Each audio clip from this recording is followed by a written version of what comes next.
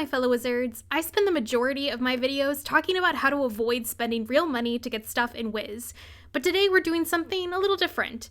Some of you just can't help yourselves, can you? The crown shop is just too shiny, too tempting. So before you spend all your crowns on the wrong things, if you're gonna whale, at least do it right, people. So to help you out, today I'll go over the top 10 best things you should actually buy from the crown shop. Let's make it rain. Number 10, heartsteel athame. Our first entry is a great early game item for lower level players in need of a bit of a stat boost. The heartsteel athame may not look like much at first, but it gives a whopping 5 resist starting at level 5, which can actually make a decent difference early on when you're struggling to get better gear and survive your first few worlds.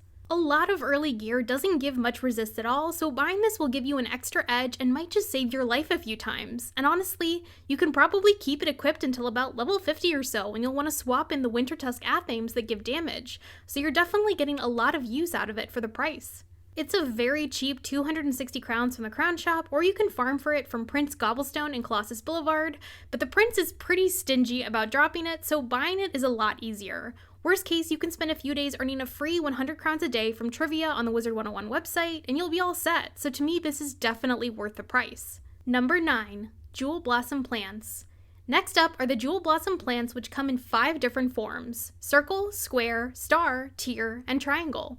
They unfortunately can't be bought outright from the crown shop, but there's a chance you can get them as a drop by opening Farley's gardening packs for 499 crowns each, and thankfully you'll only need a few of them to get started. The beauty of these plants is that they drop a bunch of extremely helpful jewels that can be hard to get elsewhere, including pierce, resist, damage, accuracy, and health jewels, but also rarer pet star jewels like spellproof or paingiver. In addition, each blossom plant gives you a replacement seeded elder, so you can keep planting them infinitely over time. Even better, each plant also has a chance at Elder to drop another type of blossom plant seed, so you can slowly build up your garden with just a few plants as they multiply over time. Finally, they can drop rare reagents like steel, titanium, and draconium, along with different socket wrenches, which will allow you to unlock jewel slots on your gear without the need to spend crowns. I personally think spending the few crowns to get at least one jewel blossom plant, which you can then use to grow a large garden of blossom plants over time, is a pretty good investment of crowns, since these plants will be useful to you even into the late game. But I will mention that if you're super impatient and have extra crowns lying around, you can also just open the various school jewel packs for 599 each. The jewels from these packs automatically scale to your level, and they can also drop energy and fishing jewels along with rare jewels like the Triangle Morganth AoE item cards, which can be socketed and unsocketed freely without shattering the jewel. So while I think the jewel blossom plants are a better investment of crowns over time, sometimes you just want to go the quick route, in which case the school jewel packs are your best pick. Number 8, extra storage elixirs. If you're anything like me and you hoard almost everything you get in the game, you're going to quickly run into issues with storage. If you pay for membership, you default to 150 spaces in your backpack, but if you're a crowns only player, you get a very sad 80 spaces only, which often leads to this unfortunate and annoying message from our good friend Zeke. Looks like you picked up a wee bit more than you can carry. Thankfully, you can shut that man up forever if you buy an expand backpack elixir for 2,500 crowns each, which will give you an extra 50 spaces to work with. You can buy the elixir up to 3 times for a grand total of an extra 150 spaces, but let's be honest, us hoarders will still find a way to fill it all the way up. I'll take your entire stock! Along the same lines, you can also buy an expand bank elixir if you like to do your hoarding at home instead for 2,500 crowns each, which will give you another extra 50 spots, and you can buy up to 2 of these per wizard for a total of an extra 100 spots. Note that this does not apply to your shared bank, but just your regular individual bank. Finally, there are the bricabrac elixirs, which expand the item limit in the indoor or outdoor portion of a house by 50 for 995 crowns each. Why they couldn't just make it an even 1,000 is anyone's guess. Most large houses have an item limit of 250 for both the indoor and outdoor sections, and you can use the bricabrac elixir multiple times until you reach a maximum of 400 for each section. The bricabrac elixir also works in dorms or houses that don't have an interior and exterior. This elixir in particular is great for housing decorators who often need extra space for their amazing creations, but it's also great for gardeners with large plots who may quickly run out of space otherwise.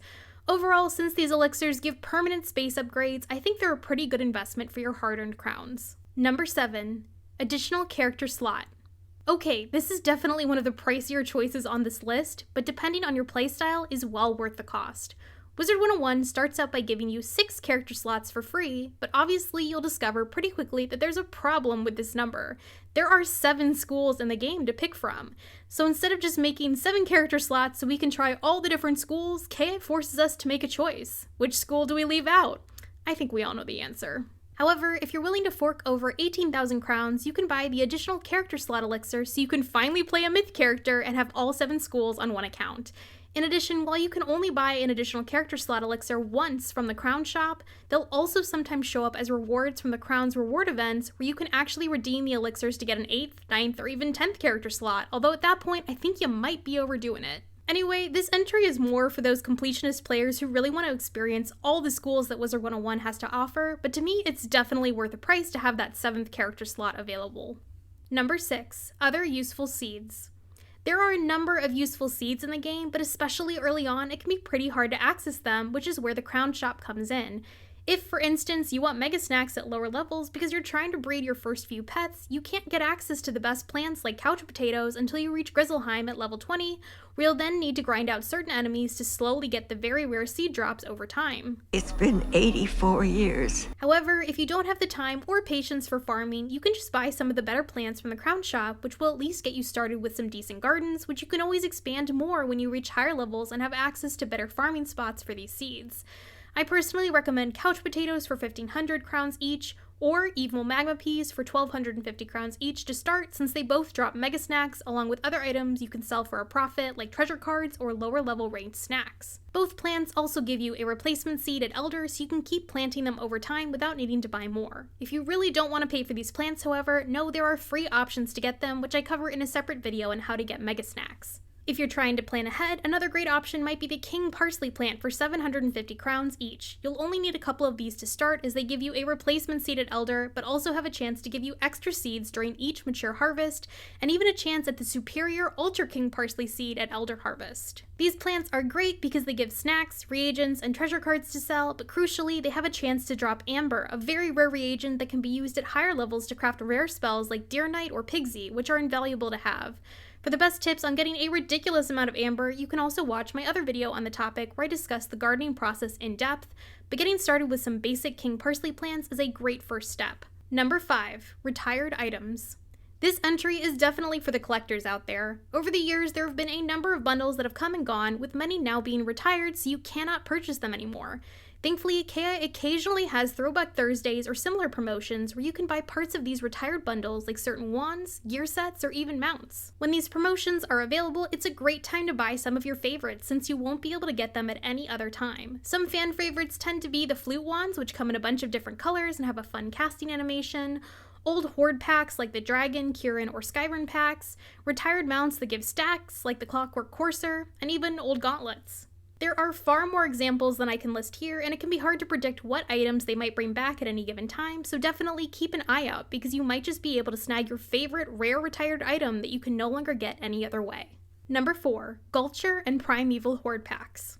I've combined both these packs into one entry for one special reason. They both give fantastic damage boosting mounts that can be a real asset to your build, if you can pay the price, that is.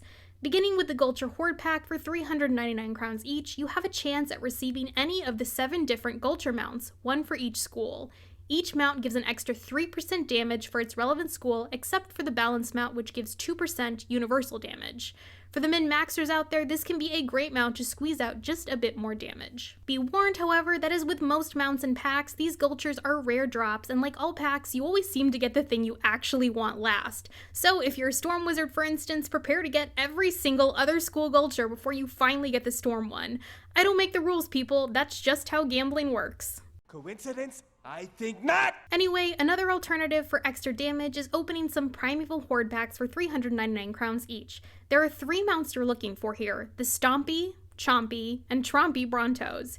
However, there is a slight twist in that you'll need to keep opening packs until you also get the corresponding pet as well, the Scratchy, Scaly, and Snappy Frillosaurs. Why, you may be wondering? Well, if you get 2 pieces from each set, the ideal pieces being the pet and mount, you'll activate the set bonuses, which can give you a decent chunk of extra damage. The Fossil Avengers set with the Stompy Bronto and Scratchy Frillosaur will give you 3% fire damage and 5% universal. The Fossil Warrior set with the Chompy Bronto and Scaly Frilisar will give you 6% storm damage and 4% life damage. And finally, the Fossil Hunter set with the Trompy Bronto and Snappy Frilisar will give you 4% ice damage and 6% myth damage. These pet and mount combos can honestly last you all the way to endgame, so this is definitely a great investment if you have some extra crowns lying around. Again, however, be warned that the mounts are rare drops, so you may have to spend a decent amount to get them, and some of you don't seem to know when to stop. Number 3, Heroes of Lemuria pack. Let's be honest, you can never have enough energy in this game. It's used for everything from pet training and gardening to fishing and even, unfortunately, cantrips. So you'll need a lot of it to keep up with all those activities. Well, a great source of energy gear comes from certain packs, with the most accessible being the Heroes of Lemuria pack for 399 crowns each. While there are other packs that give energy gear, some are retired like the Wyvern's Hoard pack or only available seasonally like the Yule Logger pack. So for the best year-round option, you'll want to open the Heroes of Lemuria pack and aim to get the green-shaded Shadows Night gear along with the Mander's Sword of Legend wand. Altogether, at max level, this set will net you an extra 96 energy, which is pretty awesome. If, however, you don't want to spend the money, I do also have a free energy gear guide as well. Since energy gear is a valuable resource to have for the entire game, this is definitely a good place to spend your crowns so you never have to choose between taking your pet to Mega or harvesting your couch potatoes ever again, or buying yet another one of these little crown leechers. Number 2, holiday packs. Yep, it's the ultimate temptation, the limited time holiday packs, of which there are a bunch. The main ones to look out for are the Halloween packs during the month of October, and the Christmas packs which release during December. And honestly, making a choice here is definitely a tough one. You can go for exclusive holiday mounts like my personal favorites, the Wolf of Winter, Snow Owl, Karen's Fairy, or Nightmare.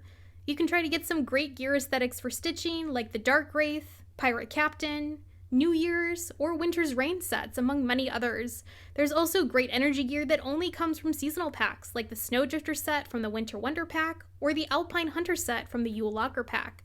There's even rare holiday housing items to spruce up your house, holiday-themed pets, and much, much more. This is stuff you can't get any other time of year, so if you see something you really like, it might be the perfect time to do a little holiday shopping and get yourself something really special. There is so much stuff to choose from, but I'd love to hear your personal holiday pack favorites in the comments too. Number 1, Professor's Hoard pack. Alright, this is it people, the best possible bang for your buck in the crown shop, in my opinion anyway. The Professor's Hoard pack. Now you may be wondering, why this particular pack? Well, a great feature of the Professor's Hoard pack is that unlike a lot of other packs, you are actually guaranteed a gear piece to drop in every single pack. I can't tell you how many times I've opened a pack only to be super disappointed because it was full of absolute junk. Well, with the Professor's Hoard pack, you shouldn't have this problem because you will always get a useful gear piece every single time. I honestly think all packs should guarantee a gear piece because it makes opening packs so much more desirable when you know you're getting value for your money. The Professor's Hoard pack features 7 different gear sets designed after each of the 7 school's professors, from Fiery Falmea all the way to Dazzling Dworgen.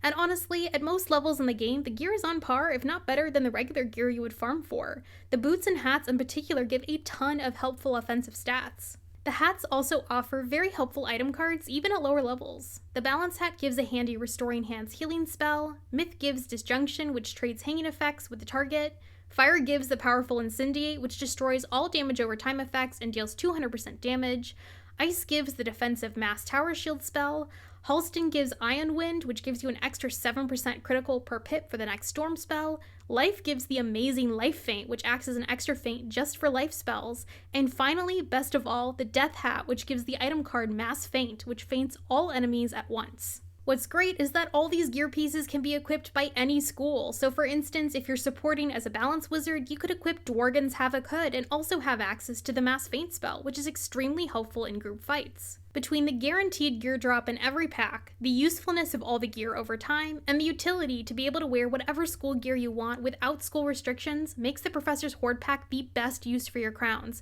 especially if you're still questing through the game and looking for something that'll give you an extra edge. These are my top 10 best things to buy from the crown shop, but let me know what stuff you think is most worth your hard-earned money in the comments below. If you found this video helpful, please consider liking and subscribing, and as always, I hope to see you out there in the spiral, and happy questing.